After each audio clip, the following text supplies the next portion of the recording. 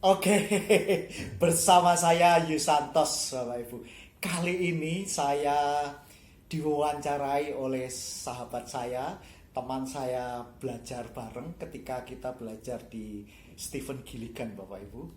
Jadi, Dr. Iwan D. Gunawan adalah seorang trainer hipnoterapis yang kawakan. Anda semua tahu. Nah, saya beruntung sekali karena saya diwawancarai karena musim COVID ini jadi lewat Zoom. Jadi kita sekaligus pembelajaran bagi peserta Zoom saat itu. Temanya mengenai pediatrik hipnoterapi. Jadi pediatrik hipnoterapi adalah tema yang lama yang sudah saya bawakan trainingnya sejak 11 tahun yang lalu Bapak Ibu. Ini berbeda dengan hipnoparenting, berbeda dengan children hypnotherapy. Apa bedanya? Silahkan menyaksikan wawancara saya Yusantos dengan Dr. Iwan D. Gunawan. Maksud saya Dr. Iwan D. Gunawan. Selamat menyaksikan. Yes. Warahmatullahi wabarakatuh. Salam sejahtera buat kita semua, sahabat semua. Terima kasih sudah bergabung nih sahabat-sahabat dimanapun berada nih se-Indonesia. Nanti teman-teman yang lain biasanya bergabung juga menyusul. Sebagian lain langsung live di YouTube ya, memantaunya gitu. Mas Yus, Ya, Mas Yusantos, makasih waktunya nih sudah berbagi. Ada alumni saya, ada alumni Mas Yus juga nih, ada umum juga karena ini dibuka buat umum juga. Eh, Makasih sudah meluangkan waktunya dan niatnya benar-benar berbagi nih gratis, gratis berbagi. terima Eh, kasih juga diundang. Makasih dan teman-teman yang belum kenal nih harusnya sudah pada kenal nih salah satu pakalnya hipnoterapi di Indonesia gitu, pakalnya dunia Sama. pemberdayaan diri dan ini belajarnya di mana aja nih Mas NG8 dan ini yang paling teman-teman perlu tahu beliau belajar langsung ya quantum touch ya Mas Yus ya quantum Ya, touch juga Jitsu gimana bacanya nih saya mau belajar nih ke Mas Yus nih Insya Allah menyusul nih teman-teman yang mau belajar nanti bisa kontak Mbak Hae di kontak tadi atau nanti bisa kontak Mas Yus juga. Nah sebelum kita mulai boleh dong perkenalan dikit lah Mas Yus gayanya Mas Yus gimana terus sekalian juga apa yang membuat Mas Yus terjun ke dunia pemberdayaan diri ini tertarik dunia hipnoterapi, NLP dan lain sebagainya. Silakan Mas sebagai pembuka ya. silakan. Jadi saya belajar hipnoterapi pemberdayaan diri itu 16 tahun yang lalu pertama. 16 tahun yang lalu, 16 tahun lalu ceritanya itu gini. Sebetulnya nggak sengaja, cuma pada waktu itu saya jadi profesional Pak Iwan. Mm-mm. Dan Bapak Ibu semuanya. Jadi saya profesional, saya brand manager di satu perusahaan gitu ya. Saya tugas di Kalimantan 2 tahun, terus 2 tahun di Padang, di Sumatera. Gitu. Jadi saya lihat hipnoterapi itu kok di TV pada waktu itu, kok canggih banget ya. Tapi searching, hubungi nggak tahu caranya. Nah, saya cari info-info, dapatlah satu pelatihan-pelatihan jarak jauh di luar negeri, sampai akhirnya sempat belajar ke salah satu guru begitu, suruh praktek Pak Iwan. Saya langsung praktekkan. Nah, ketika saya praktekkan pada waktu bersamaan ada belajar hipnoterapinya, ada belajar uh, pemberdayaan diri NAC ya, Neuro Associated Conditioning begitu. Mhm. Saya praktekkan, saya yang menderita gastritis kronis, mah 15 tahun sembuh. Padahal sebelumnya itu saya sudah berbagai obat alternatif, dokter sampai opname 15 hari di endoskopi masuk itu kamera yang di lambung itu ternyata memang lambung saya itu ada tukaknya. Jadi pantesan nyeri. Berbagai macam nggak sembuh karena berbagai macam terapi itu nggak menyentuh satu hal, mainnya nggak tersentuh. Mhm. Nah, begitu tahu hipnoterapi, begitu tahu ya modifikasi NLP gitu ya, NAC, menyentuh main, begitu dipraktikkan, boom, sampai sekarang nggak pernah kumat. Nah, dari situ saya pikir-pikir, wah ini bagus juga ilmu ini ya. Saya harus tekuni. Akhirnya saya tinggalkan semua dunia profesional saya, saya terjun full.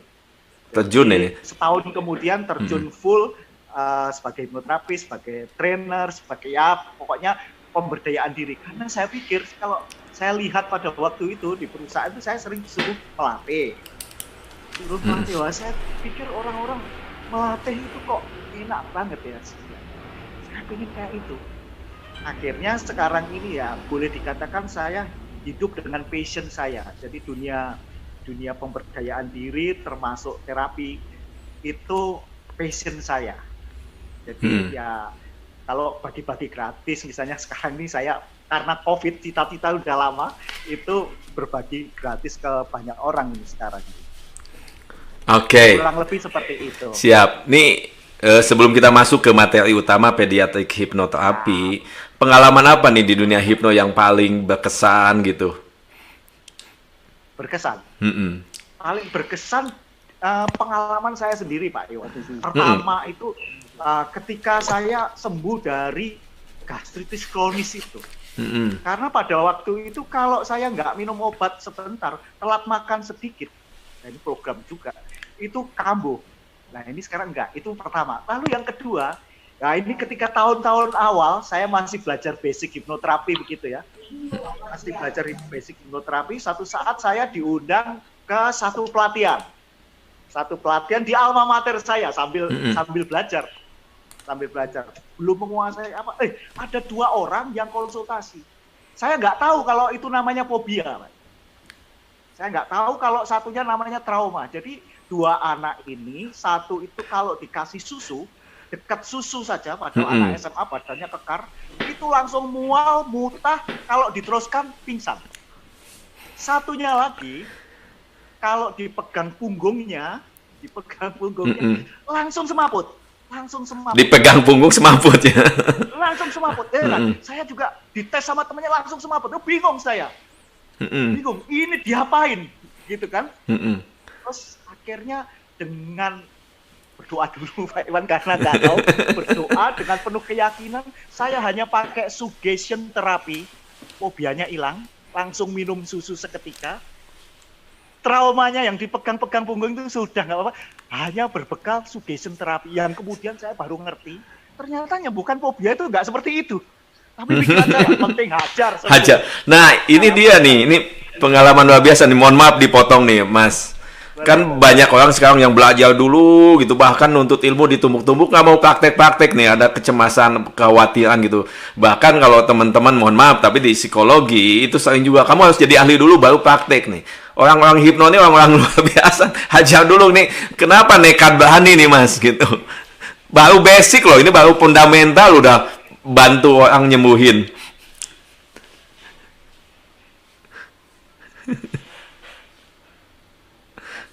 Iwan, suaranya nggak ada itu hilang. Suaranya hilang Pak Iwan. Wah, mantap. Sebentar, mohon maaf. Tapi boleh saya lanjutin dulu. Pak. Jadi saya raba-raba ini kan begini. Kenapa kok berani-beraninya? Karena saat itu saya nggak tahu Pak Iwan. Kalau basic itu ternyata baru basic. Pikiran saya hipnoterapi cuma itu. Jadi saya nekat aja. Pak Iwan suaranya hilang. Oke, siap. Tes. Ya Mas, ada nggak? Suaranya gimana sekarang? Ada ya? Mohon maaf. Halo? Ya. Oke, siap Mas. Suara saya bisa masuk ya Pak Iwan? Bisa masuk, jelas sekali. Oke, Mas Yus.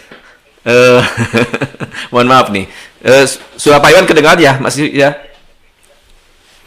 Nah. Kecil banget Mas. Halo? Suaranya kayak jauh, suaranya Mas Yus. Oh Mas. Oh suara aku jauh? Yang Mas Yus. Kayak jauh banget, Mas Yus. Sekarang masih jauh? Masih. Oke. Gak tau lagi kalau gitu. Deketin aja mic-nya. Oke, segini? Mungkin digedein, volumenya agak digedein. Volumenya. Siap. Ya. Tes. Oke. Mas Yus gimana Mas Yus? Suara saya ada? Ada. Ada. Oke, siap ya. lanjut nih, balik lagi. Nih, satu lagi ya sebelum masuk ke pediatrik hipnoterapi ya nih. Siap. Kasus yang merasa paling berat nih yang diselesaikan gitu ya. Boleh cerita dong yang paling jangan paling berat ya, paling menantang gitu. Apa tuh Mas Yus? Paling menantang itu sebetulnya adalah di awal-awalnya, terutama kalau di pediatrik ya. Jelas suaranya? Jelas. Nah, di pediatrik itu karena anak-anak yang dibawa ke kita selalu bukan maunya sendiri. Karena maunya orang tua atau maunya gurunya. Kadang kirim surat pengantar dari sekolah, kita sering mendapat kayak begitu. Nah ini kan berat karena anak-anaknya nggak mau. Betul. Nah, kita dengan dengan berbagai kasus yang berat ini sebetulnya kalau sudah mau kan dengan segala teknik ya tidak terlalu sulit kan Mbak Iwan. Mau berbekal basic aja udah bisa menyembuhkan trauma ya kan itu pikiran saya. Apalagi kalau sudah banyak tekniknya. Cuma tantangan pertama di pediatrik ini adalah membuat klien ini mau. Nah, ini tantangan karena sering-sering nggak dengar suaranya Mbak Iwan? Ada. Ada ya, ada. Karena sering-sering kan anak-anak itu nggak mau. Jadi pernah suatu saat sudah kadang dibawa ya datang dari luar kota gitu ya, 100 kilo dari tempat praktek saya, sudah sampai di tempat klinik saya, mau turun anaknya nggak mau turun mobil, tutup mata gini terus, tutup mata loh. Ini repot, orang tuanya repot, saya juga repot. Ya kalau tetap nggak mau. Nah, cuma kita punya satu teknik yang membuat karena setiap orang itu selalu punya tombol melakukan sesuatu di pikiran bawah sadarnya. Oke, siap nih. Semakin menarik nih. Nah, Mas, dipotong lagi nih. Saya welcome dulu ya. Selamat datang Bunda Lucy nih, sahabat temennya juga Mas Yus nih. Pakalnya hipnoterapi buat anak. Bunda, makasih sudah hadir Bunda. Nanti bagiannya Bunda ya. Ini nanti bagiannya Bunda Lucy. Ini belum sempat nih jadwal sudah dijadwalkan, tenang aja. Oke. Halo Bunda Lucy. Oke, balik lagi ya Mas Yus. Nih bisa jadi kan ada teman-teman yang belum tahu. Tolong dong dijelasin dulu apa sih pediatrik hipnoterapi nih. Silakan Mas. Iya. Jadi Bapak Ibu semua, mungkin saya belum sempat sapa satu-satu, tapi percayalah hati saya menyapa satu-satu. Mas Iwan pasti tahu itu. Jadi kenapa sih pediatrik hipnoterapi? Kenapa bukan children hipnoterapi? Tapi sebelum ke sana, seringkali yang banyak di Indonesia ini kan hipnoparenting, Mas Iwan dan Bapak Ibu semua ya. Jadi hipnoparenting. Jadi kalau dalam textbook dan pengalaman kita, hipnoparenting adalah satu teknik hipnotik yang digunakan oleh parents di kehidupan sehari-hari, baik untuk pengasuhan maupun ya terapi ringan-ringan lah. Semacam gitu. Tapi kalau kasus-kasus berat, saya yakin dengan hipnoparenting nggak bisa. Harus memang butuh ahlinya. Nah, ahlinya itu dinamakan pediatrik hipnoterapis sebetulnya. Pediatrik hipnoterapis. Memang ada dua aliran besar di dunia ini, ada yang children hipnoterapi dan ada pediatrik hipnoterapi. Jadi apa bedanya? Bedanya adalah kalau children hipnoterapi fokusnya adalah kasus-kasus psikologis. Jadi kasus-kasus yang ada di pikiran, perasaan, kayak semacam itulah yang pada umumnya. Namun berbeda dengan pediatrik hipnoterapi. Kalau pediatrik hipnoterapi, pediatrik itu kan artinya ilmu kedokteran anak. Jadi kasus-kasusnya tidak saja kasus-kasus psikologis, kasus-kasus pikiran, perasaan atau kejiwaan anak, namun juga kasus-kasus yang fisik. Contoh misalnya, saya beberapa kali membantu anak-anak yang mendapat hemodialisis, jadi gagal ginjal kronik lama, itu macam-macam kasusnya, selain nyerinya, selain alerginya dan sebagainya ketika mendapatkan hemodialisis itu. atau kasus-kasus asma, kasus-kasus kronik dan sebagainya. Jadi selain bekerja sama dengan dunia medis, kedokteran, ada banyak hal yang bisa berkait. Karena ketika misalnya anak-anak dengan kasus asma dibantu dengan hipnoterapi, wah mungkin memang asmanya tidak sembuh, tapi sejauh dia bisa kontrol dan tidak kumat, kan berarti kualitas hidupnya akan lebih baik. Nah, yang penting sekali biasanya seorang pediatrik hipnoterapis atau mungkin children hipnoterapis harus, kalau menurut hemat saya, karena 80% sampai 90% kasus-kasus anak-anak berkaitan erat dengan orang tuanya. Entah salah asuhnya, entah trauma-trauma di masa lalu. Nah, kalau di kita, orang tuanya harus mendapat sesi di coach, diajarin hipnoparenting ya sih. Oke. Itulah sejarahnya. Baik, jadi kalau yang tadi hipnoterapi anak tuh kaitan dengan psikisnya atau psikologisnya anak. Nah, yang pediatrik ini bukan hanya psikologis tapi juga fisiknya juga ya.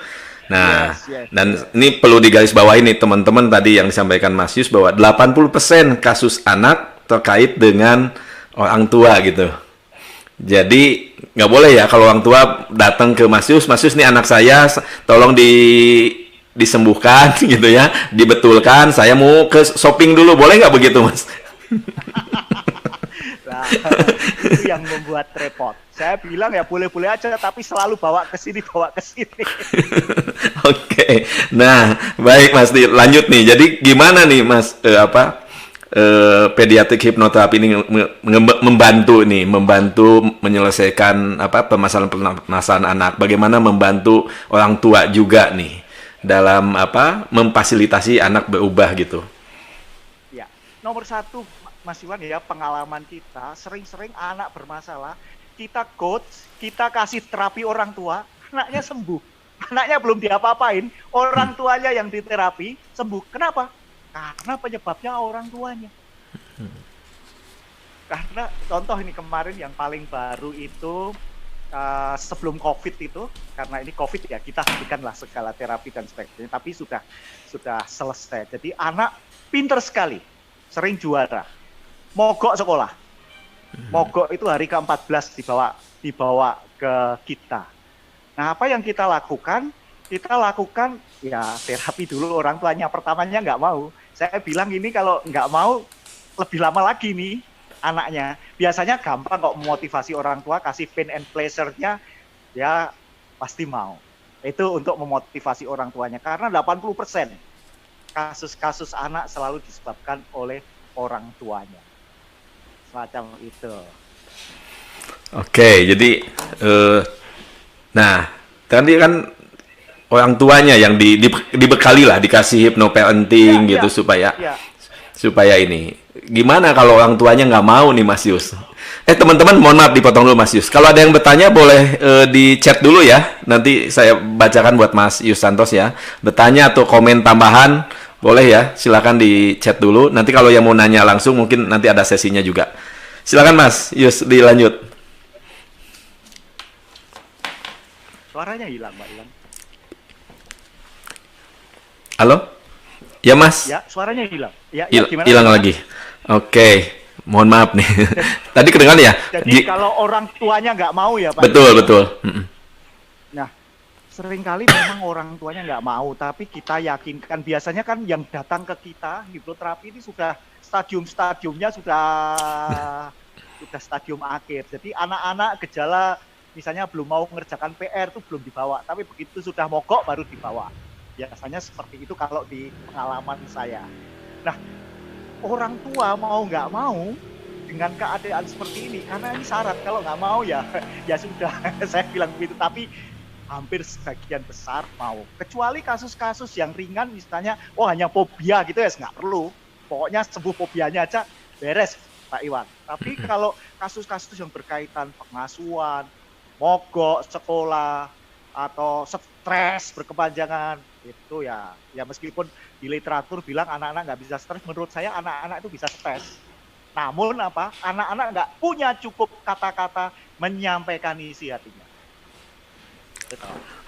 Oke, siap. Makasih Mas Yus. Nah, ini gimana dong nanti pendekatannya apa? Kalaupun tidak teknikal ya di sini, pendekatannya gimana dulu ketika klien datang? Prosedurnya gimana nih dalam menangani anak nih?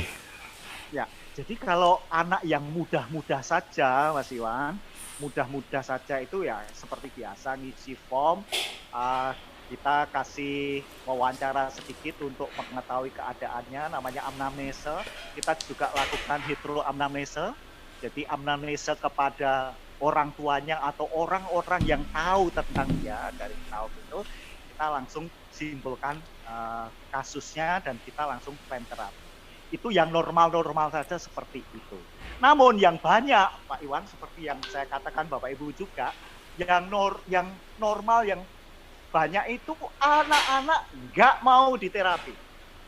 Datang ke kita aja langsung gini, nggak mau, gitu. Atau datang ke kita, nggak, atau main-main sendiri begitu. Itu yang sering. Nah,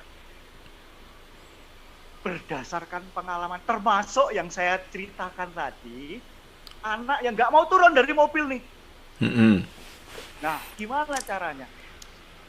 Di hipnoterapi itu ada satu kesimpulan atau teori ya. Mas Iwan ingat dengan hidden observer. Iya. Nah, Mas Iwan cerita dulu lah. Hidden observer, karena ini berkaitan. Tapi supaya persepsinya sama, kan ini ada guru besarnya dari NCX, jadi Mas Iwan supaya bisa menerangkan ke teman-teman, saya masuknya. Nah, ini terbalik. Saya lupa loh hidden observer yang mana nih, Mas Yus. Oke. Bapak, pura-pura lupa, nggak apa-apa deh. Ini bagiannya Mas Yus, bagian Mas Yus, saya bagian nanya ini. Oke, Mas Iwan. Jadi saya hormati pura-pura lupa. Tapi percayalah Mas Iwan ilmunya banyak. Jadi itu teorinya Higart. Higart itu bilang ketika orang dalam trans yang dalam banget, dilakukan apapun, mungkin pikiran sadarnya nggak tahu, tetapi ada satu bagian dari partnya atau seperti itu yang mengonservasi ada apa, bahkan misalnya di luar ada kebakaran, dia tahu. Dengan teknik-teknik tertentu, hidden observer ini bisa dimunculkan dan ya bisa diwawancarai sehingga bisa cerita semua. Nah, apa pentingnya kaitan hidden observer dengan pediatrik hipnoterapi, terutama anak-anak yang tidak mau dilakukan hipnosis atau hipnoterapi ini? Jadi ini, anak-anak atau setiap orang selalu punya titik-titik tertentu atau apa ya, ini cuma pemodelan kata-kata dari saya, titik-titik tertentu yang membuat dia, yes, saya mau. Selalu punya seperti itu. Nah, contohnya, ketika saya turun ke mobil, anak yang tidak mau dilakukan terapi, dia sudah mogok sekolah, itu lebih parah lagi, itu 1,5 bulan itu, dari luar kota. Dia nggak mau, di mobil itu tutup bantal begini, nggak mau, semua dipaksa, ditarik, semua nggak mau. Apa yang saya lakukan, sebelum turun saya sudah masuk ke state saya untuk bisa namanya, yaitu mengakses the hidden observer saya untuk mengobservasi calon klien saya. Akhirnya saya ketemu sesuatu, dirayu-rayu biasa, cuma kadang-kadang ketika kita mendapat state itu saling tarik-menarik antara pikiran sadar yang logis, yang rasional, dan antara ya ini maunya pikiran bawah sadar gitu ya, observer kita. Apa yang saya lakukan? Saya langsung berdiri, saya bilang, kumbahmu. Hidden observer saya mengatakan bahwa anak ini pengen sakti seperti kakeknya. Saya nggak tahu sebelumnya, nggak omong-omongan, saya bilang, kamu di sini saya ajari sakti, kamu bisa ubah tanganmu jadi hangat, jadi dingin. Dia mulai buka mata, mau langsung tes sugestibilitas. Orang yang percaya begitu pasti dalam. Buat tangannya hangat, keringetan, buat dingin ya mudah banget. Mau dia di hipnoterapi. Selesai. Itu salah satu metodenya membuat anak-anak yang sulit, termasuk anak-anak ada banyak hal yang kita tidak tahu, kita tidak bisa mewawancarai karena dia tidak punya cukup kata-kata. Kalau yang mudah diwawancarai ya mudah lah, seperti kasus-kasus biasa. Nah, kita juga bisa pakai itu untuk bersama-sama. Contoh misalnya anak yang baru datang, sebentar, baru datang yang juara, yang mogok itu nggak mau diterapi. 2 kali diem aja datang. Saya mulai pakai hidden observer, apa yang terjadi? Kamu kesini belajar main catur. Saya siapkan catur. Jadi setengah jam sama saya main catur dulu. Kalau diajak ke sini sama mamanya, main catur, selesai. Ini ada catur. Ini buah catur. Itulah ketika kita tahu satu titik tombol tertentu yang membuat anak mau dengan kita, Mas. Oke, jadi tugasnya kita menemukan tombol itu ya, Mas Yus ya. Yes. Gimana supaya si anak jadinya rapotnya baik dengan kita, dan kita bagaimana sih menjalin rapot lah, artinya menarik gitu ya buat anak untuk bisa komunikasi dengan kita gitu. Untuk di awal begitu ya. Betul. Nah, ini usia gimana? Gimana? Usia gimana, Mas Yus nih? Yang bisa dibantu? Usia apa maksudnya? Usia anak nih yang bisa dibantu dengan pediatrik hipnoterapi di berapa ke berapa nih? Oh ya, jadi izinkan saya kasih sedikit patokan, ada slide-nya. Sedikit ya, boleh ya Mas Iwan ya? Ya, silakan. Supaya teman-teman bisa terbantu. Jadi hipnoterapi anak itu sebetulnya bisa dilakukan hipnosis mulai usia 0 tahun. Tapi bahkan ada satu ahli lagi mengatakan 3 bulan dalam kandungan sudah bisa. Jadi 0 tahun sampai 18 sampai 20 tahun itulah rentang hipnoterapi anak. Rentang hipnoterapi anak. Nah, antara 0 sampai 2 tahun itu disebut masa praverbal. Masa praverbal. Jadi masa praverbal, jadi itu yang 0 sampai 18 tahun sampai 20 itu teorinya Motin. Jadi Donat J. Motin. Don Motin ya. Bukunya itu Raising Children with Hypnosis. Itu 0 sampai 18 tahun. 0 sampai 18 tahun. Dibagi menjadi 5 fase.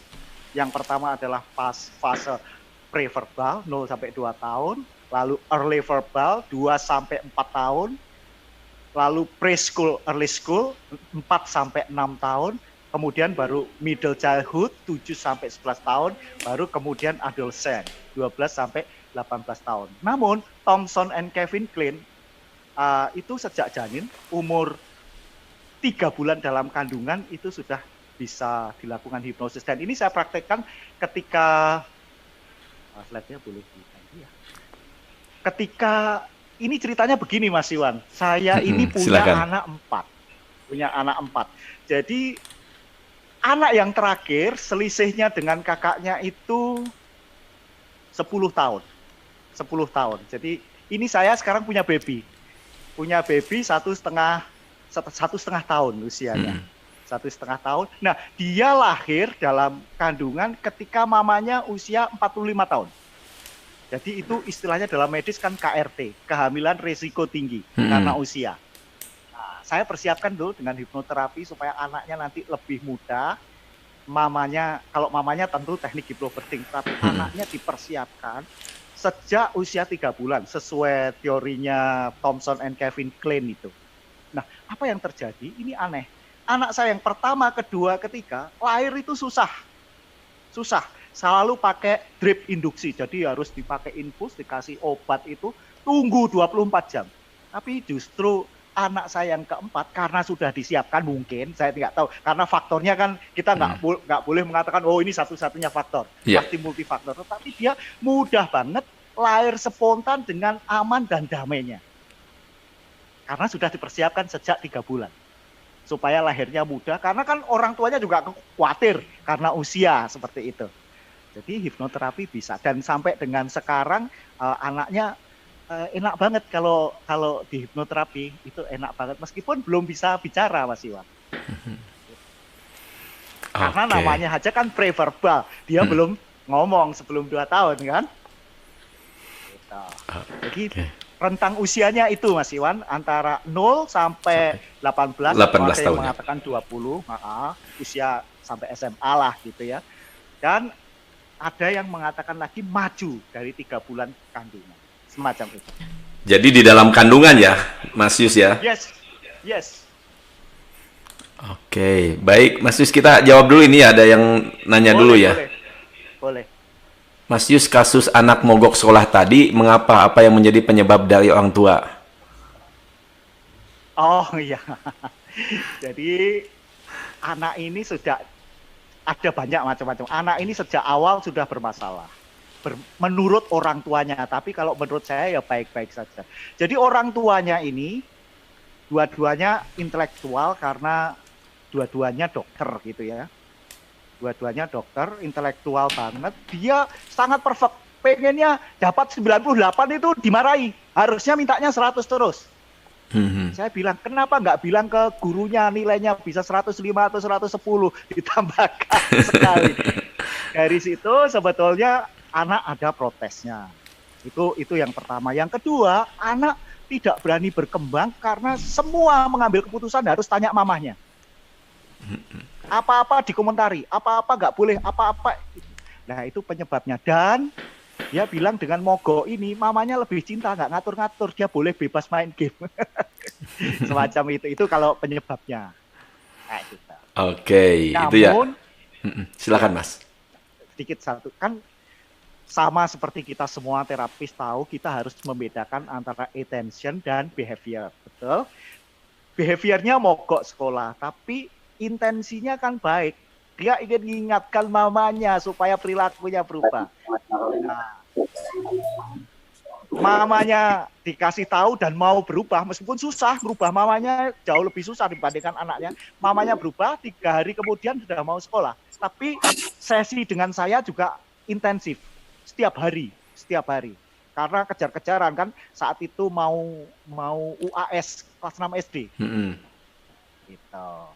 Nah, itu kurang lebih. Oke, siap. Mudah-mudahan menjawab ya. Kalau yang belum puas, silakan bertanya lagi ya. Tapi kalau belum puas juga nggak apa-apa, karena Mas Yus bukan alat pemuas ya, hipnoterapis dia. Mas Yus ini ada pertanyaan lagi nih dari Mas. Itu kosakata saya, Mas Iwan. Ya justru itu karena saya kembalikan gitu. No. Maksudnya suara saya masih menggaung di relung hatinya Mas Iwan ini. Saya bukan alat pemuas. Ini dari Pak Budi ya, Budi Utomo. Mas Yus, semenjak anak bermain game, berakibat anak cuek dengan orang tua. Tidak mau mendengar nasihat orang tua, selalu berpikiran negatif, menganggap sesuatu tidak baik. Menganggap sesuatu yang tidak baik dianggap baik, meski tahu itu hal yang tidak baik, tapi tetap dilakukan juga. Bagaimana solusi untuk mengubah sikap anak tersebut? Silakan Mas. 90% itu opini Mas Iwan. 90% itu opininya orang tua bahwa anaknya karena main game maka dia cuek dengan saya, maka dia nggak perhatian dengan saya, maka dia bandel dengan saya. Itu 90% orang tua yang datang ke kita mengatakan seperti itu. Kenyataannya opini. Apa? Biasanya ketika sesi pertama, saya bawa orang tuanya untuk lakukan perspective position. Supaya bisa merasakan apa yang terdalam di hati anak. Biasanya apa yang terjadi? Nangis Mas Iwan, menyesal, oh ternyata begini, itu benahi dulu. Berubah Mas Iwan. Nah, meskipun nanti di parentingnya kan orang tua diajari bagaimana melakukan reframing, bagaimana melakukan berbagai teknik-teknik parenting yang lain. Di sini anaknya ketika sudah kita dapatkan intensinya dikasih, ini orang tuamu akan seperti ini sesuai dengan intensimu, tinggal ngubah perilakunya. Things behavior dengan itu ketika intensinya udah dapat, mudah banget Mas Iwan. Oke, jadi Semua pasti sudah tahu. jadi sesinya gimana nih? Sesinya orang tua dulu, baru anak, atau gimana nih Mas Yus? Orang datang bareng, ya kan? Anak nunggu dulu di luar. Kita sesi dengan orang tua. Tanya-tanya. Itu anamnesa namanya. Kemudian anak masuk. Anak masuk, kita tanya-tanya. Kita langsung intervensi di awal, intervensi pembukaan supaya apa yang terpenting. Kalau bagi saya yang terpenting itu menjaga anak supaya dia mau sesi lagi. Jangan sampai sekali di terapi dia kapok. Karena kan banyak kasus nggak bisa sekali terapi nih Mas Iwan. Betul, setuju sekali. Nah, sering-sering kebanyakan ceritanya alumni atau teman-teman langsung dilakukan intervensi yang membuat anak berat ini, kapok, berikutnya nggak mau datang. Nah, tujuan saya pertama sesi itu membuat anak senang, nyaman, mendapatkan manfaatnya. Misalnya anak yang tadi pengen sakti itu, saya ajarin gimana dalam tanda kutip pakai kalimatnya dia, kamu jadi sakti, kamu bisa mendinginkan tubuhmu ketika panas, kamu bisa memanaskan tubuhmu ketika dingin. Itu. Oke. Ya siap Mas. Bentar. Ini intermezzo dulu ya. Dia bisa sakti. Betul. Saya boleh nggak Mas ke sana tapi pingin sakti juga. intermezzo. Kalau rekeningnya tambah langsung sakti. Baik Mas. Jadi, nah ini nih tantangannya kan teman-teman juga nih ada yang nitip pertanyaan. Gimana kalau orang tuanya apa ya, kekeh tuh Bapak? Kekeh tuh bahasa Sunda apa? Nggak mau berubah lah gitu. Pokoknya anak saya yang salah gitu. Saya nggak salah. Saya yang paling betul. Gimana nih? Ya, itu tantangan kita Mas Iwan. Kalau hipnoterapi maaf ya, belum apa itu namanya, dia belum merasa pain-nya untuk berubah itu nggak kena, itu ya itu terjadi. Saya gampang kasih tarif yang mahal untuk orang tuanya. Ketika tarifnya mahal, dia akan pasti berubah Mas Iwan. Karena dia nggak mau rugi, gitu kan? Biasanya kalau yang kasus-kasus ringan ya, orang tuanya mikir anak-anaknya ini kayak baju dicucikan ke hipnoterapi, setelah itu clean, bersih seperti itu. Kasus-kasus tertentu boleh, tapi banyak kasus yang berkaitan dengan orang tua. Kalau nggak mau, agak repot. Oke, siap. Mbak, lanjut Mas Yus. Mohon maaf, barusan agak keganggu suaranya. Ya. Jadi, kalau orang tua nggak mau itu, kemungkinannya dua. Memang dia belum merasa kepepet banget. Kerugiannya belum besar terhadap anaknya. Itu ya. Nah, biasanya ketika dia tahu, kena perpetual position, dia bisa ngalami yang dirasakan orang tuanya. Biasanya ketika pendahuluan kan orang datang ke kita ini nggak langsung datang. Pasti telepon dulu atau wawancara singkat dulu kan Mas Iwan. Nah salah satu syaratnya itu. Jadi kita ini datang pertama kita semacam diskusi dengan orang tua. Ini kasus yang harus dengan orang tua atau tidak? Kalau harus dengan orang tua ya